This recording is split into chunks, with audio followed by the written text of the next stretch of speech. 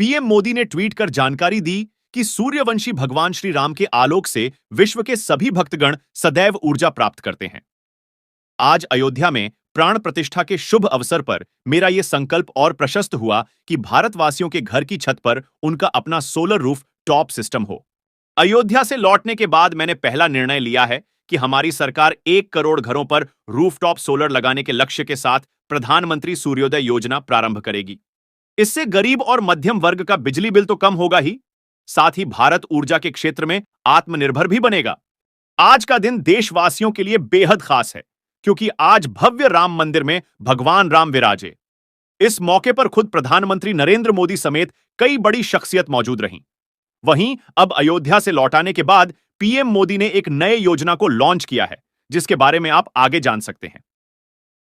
रामलल्ला की प्राण प्रतिष्ठा के बाद भारत को आत्मनिर्भर बनाने और बिजली की कमी को दूर करने के लिए 1 करोड़ घरों की छत पर अपना रूफटॉप सोलर पैनल लगाना का फैसला किया गया है। जाहिर है कि इस योजनाओं के ऐलान के बाद लोगों के मन में कुछ सवाल होंगे ही। वो भी सवाल ये होंगे कि ये योजना कब से शुरू होगी, इसके लाभ क्या होंगे, साथ ही इसके लिए अप्लाई कैसे कर सकते हैं। आइए जानते हैं प्रधानमंत्री सूर्य उदय योजना के बारे में सब कुछ जो आप जानना चाहते हैं। शुरू करते हैं कि यह योजना क्या है।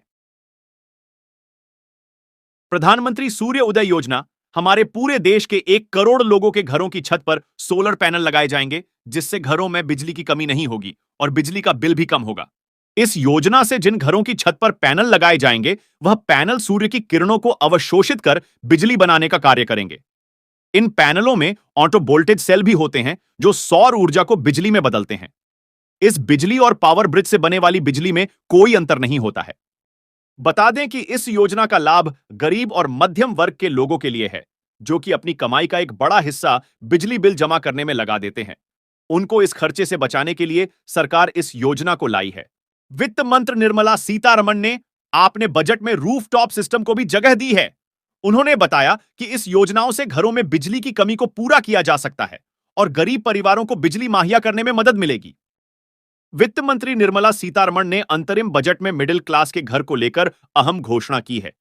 वित्त मंत्री ने कहा कि सरकार ऐसी योजना लाने जा रही है जिससे मिडिल क्लास के लिए घर खरीदना और घर बनाना आसान हो जाएगा। वित्त मंत्री निर्मला सीतारमण ने गुरुवार को अंतरिम बजट में मिडिल क्लास को उम्मीद जगाई है।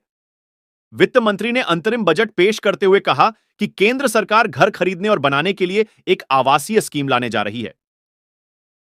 वित्त मंत्री ने 2024 के लिए अंतरिम बजट पेश करते हुए कहा कि सरकार किराए के घरों, झुग्गियों, चौलों या अनधिकृत कॉलोनियों में रहने वाले मध्यम वर्ग के योग्य वर्ग को अपना घर खरीदने और बनाने में मदद करने के लिए एक योजना शुरू करेगी।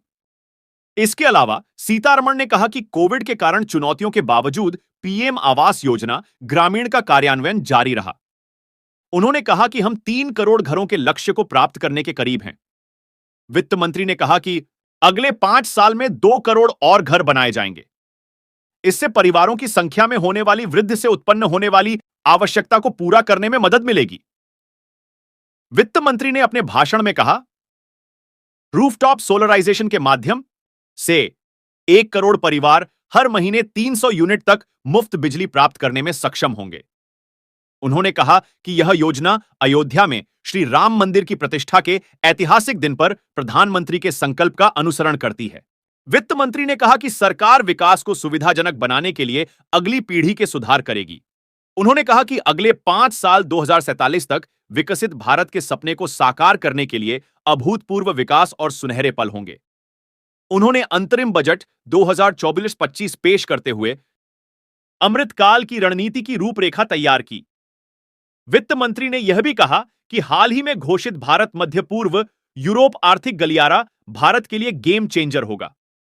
उन्होंने कहा कि अंतर्राष्ट्रीय वित्तीय सेवा केंद्र प्राधिकरण IFSCA ने विदेशी पूंजी के प्रवाह के लिए एक मजबूत प्रवेश द्वार बनाया है। आपको हमारी जानकारी अच्छी लगी हो तो हमारे चैनल को सब्सक्राइब जरूर करें।